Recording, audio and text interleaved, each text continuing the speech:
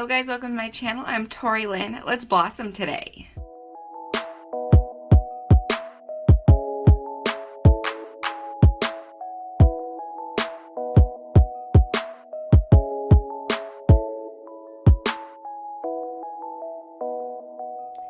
Today, I am finally going to be testing out the Fenty Beauty EAZE Drop Foundation. Picked up this foundation a while back and I want to do a wear test on this foundation. I want to see how it wears, if it really sticks up to all it claims. It's supposed to be light to medium coverage for all skin tones, blends and blurs to instant perfection. It's supposed to be light as air, and I got mine in the shade 11. Now, when you go to buy this foundation, they really don't have a ton of shade ranges because this foundation is supposed to like cover multiple shades from her other foundations per one shade of this foundation. So they have like a conversion chart when you go on like the Sephora website.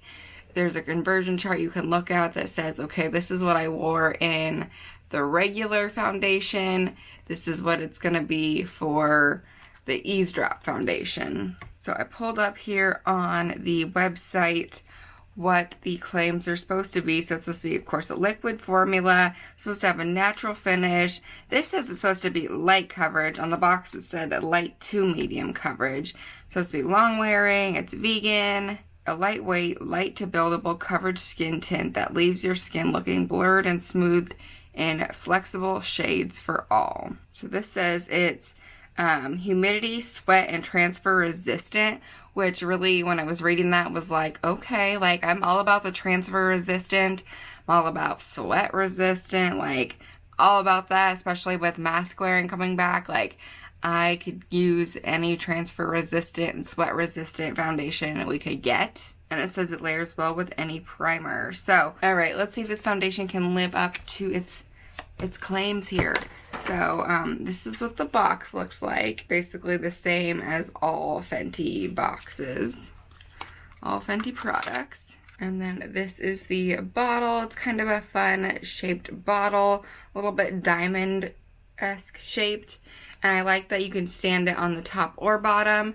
And it does shake before using. And I call this a blurring skin tint, so they do not call this a foundation. So I'm going to do half my face with a brush and half my face with a beauty blender, just like I have done with my other foundation wear test videos.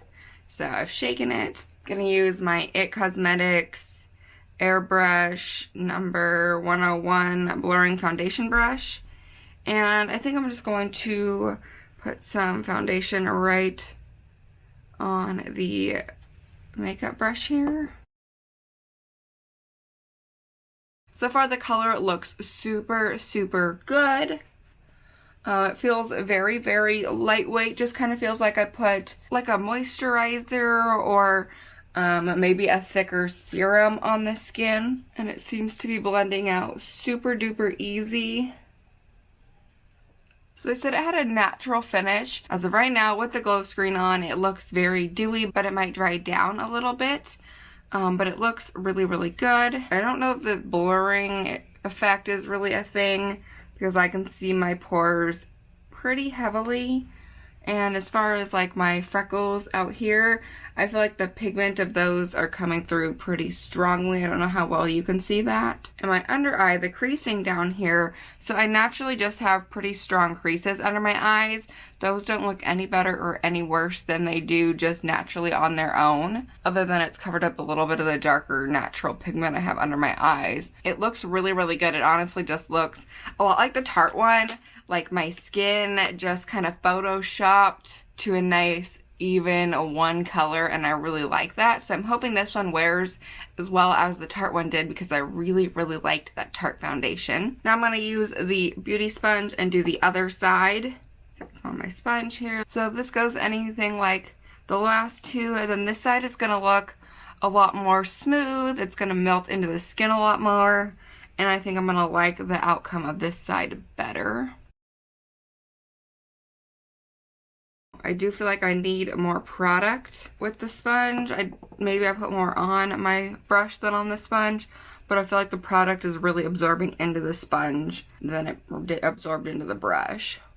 Granted, this is a brand new beauty sponge, so. Looking at the coverage, this side with the brush gave me way more coverage. This side looks more like what I would think a skin tint would look like, or maybe a tinted moisturizer.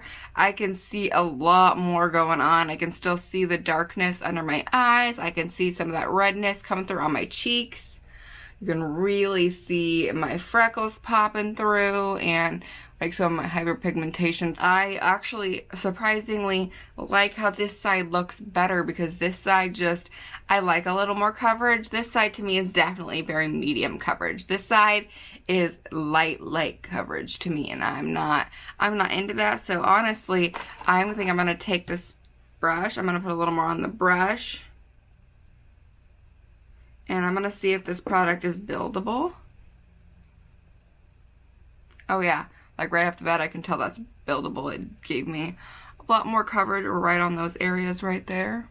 I just don't like being able to see a lot of my natural skin color through my foundation. Like that's why I wear foundation, is to cover that. You know, I don't have cute freckles. I don't have anything like that. I just have a lot of red blotchy skin kind of coloration. So I want that to be covered up by my foundation. Of course, I'm going to put concealer on as well. But yeah, the sponge didn't do it for me. So brush, I think it is. Let me go ahead and take a final look here before I finish up my makeup. Yeah, the under eye looks really good. The pores, you can still see my pores, but it's not like settled into the pores where it looks terrible. It still looks pretty glowy. It doesn't look bad in the smile lines at all.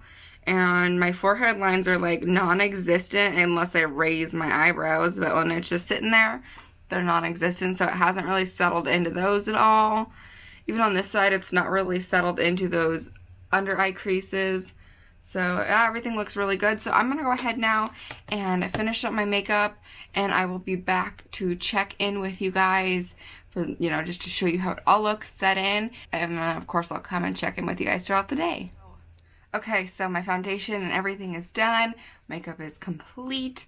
So this is what it looks like. It actually looks really pretty. Super like natural, glowy, smooth. Like it doesn't look cakey or heavy. Really love the finish of the foundation and just how the whole finished product looks. The under eyes look great. They look just like they did before I set them.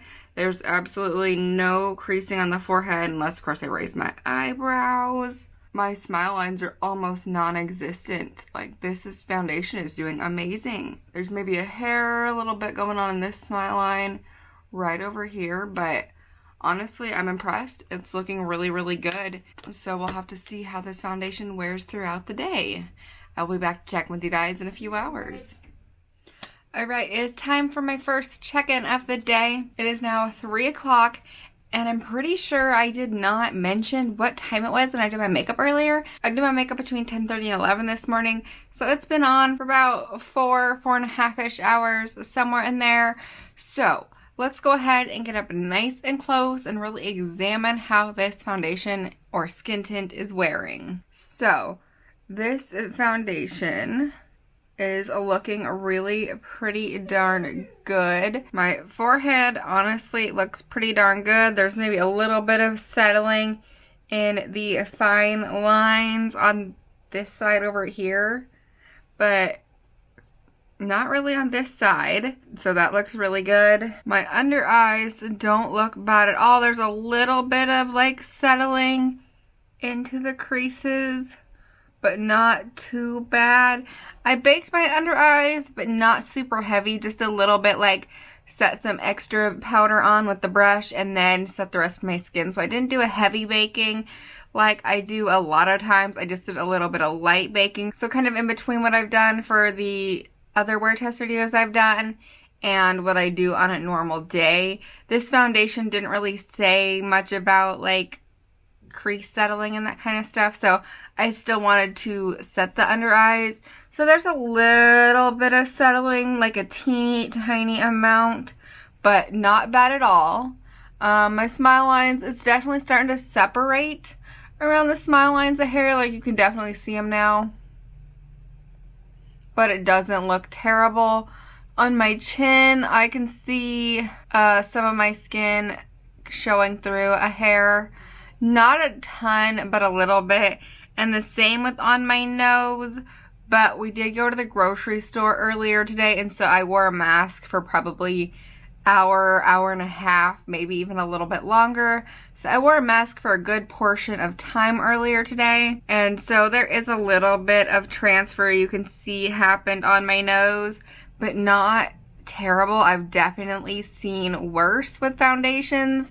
And again, a little bit on my chin, but still I've definitely seen worse. So, so far it wore pretty well with the mask. Now, I don't know what it would look like with a full 8-hour day in a mask, but I definitely did a lot of walking. Like I said, we were in the grocery store, so I did a lot of walking around for like an hour or whatever in the grocery store with the mask on, rubbing my nose or rubbing my chin. It definitely did a little bit of transferring, but it's not terrible. But so far the foundation's looking really, really good for the 4-hour mark. I'm not looking oily or greasy. My pores all look really nice. It just kind of looks like it's starting to settle in a little bit more. Like I said, the smile lines are starting to pop out. Settling in the under eyes a little more. And then, of course, we've got that little bit of transfer going on. But honestly, not bad at all. So I'm going to wear this foundation for a few more hours. And we'll come back and check in and see how we're doing. Okay, it is now 7 p.m. It's time to do our next check-in. This foundation has been on for like 8.5-ish hours now. So let's take a look here. Honestly, things are looking about the same as they did before. And everything except for my under eyes. They're starting to look a little more cracked and crusty, a little bit drier, a little bit yuckier under the eyes there, but that's about the only place that really is starting to look a little bit questionable. Could definitely see my smile lines a hair more now. My forehead lines still look pretty darn good. You know, I still have that little bit of settling that we had going on over here on this side. But other than that, it still looks really, really good. I feel like my upper lip and this area around the side of my nose is looking a hair greasy, but not too greasy. Like, it's not to the point where it's like I feel greasy looking. It just looks a little extra dewy, but that's definitely my natural oils starting to come through. My nose really doesn't look too oily, which is typically the area that really starts to look oily on me. So I'm not really sure why it's this area that's looking super greasy when it's typically my nose. But my nose doesn't look bad at all, other than where we had that transfer from the mask. I did have to blow my nose earlier. I can see a decent amount of skin around my nostrils down here. Not on the lip or anything, but just right around the bottom of the nostrils. And then maybe down or right onto the lip itself just a little bit. But everything else looks really good. I feel like we're getting a little more separation on the chin, where I had that transfer on from the mask earlier. You can kind of see right here in the center that there's a little more redness showing through. I'm pretty sure started because of the mask wearing, but now it's just really starting to break up a little bit more. It doesn't look patchy or anything. It just, you can really start to see the color of my skin is all. But other than that, everything looks really good. The worst part about it is my under eyes. They're really starting to look a little bit dry and crusty and cracked looking. So anyways, we will check back in probably one final time somewhere around the 12-hour mark, depending on how late I stay up and how long I want to keep this makeup on. But hopefully we can make it somewhere around 10:30, 11 o'clock.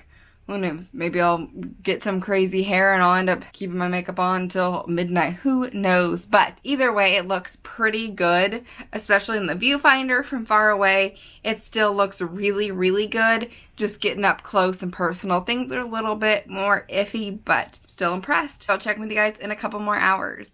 It is time for the final check-in of the evening. I look totally crazy right now. My hair is a disaster. But I'm about ready to hop in the shower and wash my face off, wash my hair. So Don't mind that I look crazy. It is actually 11:45 at night, so we have been wearing this foundation for like 13-ish hours. So well over the 12-hour mark. It's been a long day. I'd call this a full foundation wear test. Like, we have worn this foundation to the max. So let's get in close one last time and check it out here. So right off the bat, I can just see how yucky my under eyes look. Like, I don't even have to zoom in close, get the little mirror up in my face to see. I can see that in the viewfinder. I can see that in the big mirror. Like, my under eyes look pretty darn busted. They look really, really yucky. The foundation has like cracked and separated pretty badly in this area. It also doesn't help that I have mascara everywhere, which is making them look even darker at the under eye, but you can definitely see the creases and the cracking pretty severely, pretty strongly under those eyes. It really stands out. The forehead looks amazing, like super good. It doesn't look greasy. There's hardly any settling into those creases and fine lines on the forehead. Like, the forehead looks fantastic. The nose doesn't look bad. I'm amazed at how well it like controlled the oils on my nose, because typically by the end of the day my nose is so shiny and greasy and oily looking, especially because I put highlighter on it to start. I put my glow screen, which gives it a shiny base to begin with, and then throughout the day I've got all these oils, and my nose is my oiliest area, and it really doesn't look oily at all. The only complaints I have about my nose is there is a little bit of separation going on in the creases around the nose, and you can definitely see the transfer and separation that happened when I was wearing the mask. And then down here along the nostrils, I did have to wipe my nose once or twice. Maybe I've been touching my nose a lot because I have a bad habit of that.